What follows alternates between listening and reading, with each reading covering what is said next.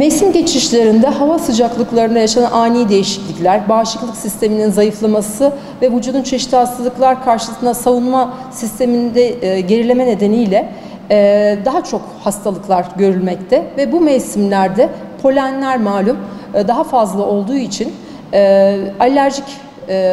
mevsimsel alerjik rinit daha çok görmekteyiz. Daha çok polenler ve zaten ARYA kılavuzuna göre de mevsimsel alerjik rinit sadece bir dönemde haftada 4'ten az, yılda 4 haftadan daha az sürede olan alerjik rinitler bu dönemde daha çok görülmekte.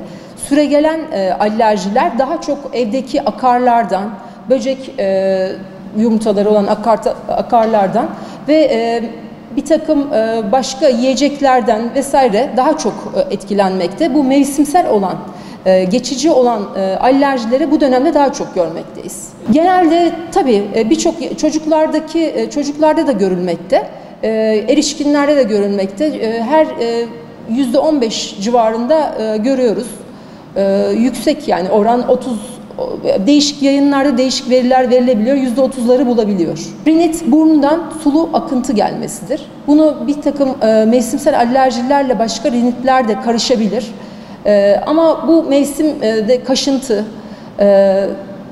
sulu burun akıntısı, tıkanıklık, ayrıcı tanılarda hastanın hikayesini alıyoruz. Bir etken sonucunda oluyorsa detaylı hikayesiyle teşhis koyuyoruz. Pirik testi dediğimiz bazı testler var. Deri cilt reaksiyonunda testler.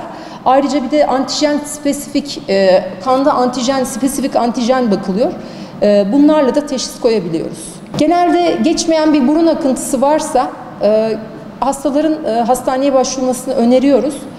Çünkü antihistaminikler, burun spreyleri, ilk etapta nazal steroidlerle başlıyoruz alerjik rinitlerde tedaviye. Daha sonra bir takım antihistaminikler ekliyoruz ve ciddi fayda görüyor hastalar.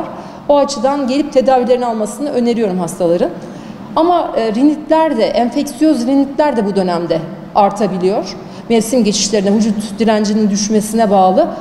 Bu tür böyle olduğu vakitte tabii ki başka antiviral ilaçlar, vücut direncini artıran C vitamini, antioksidanlar, bol sıvı tüketmeleri, yemelerine içmelerine dikkat etmelerini öneriyoruz hastalarımızın. Alerjik rinitlerde polenlerden yani onları alerjisini artıran etkenlerden uzak kalmalarını öneriyoruz en başta.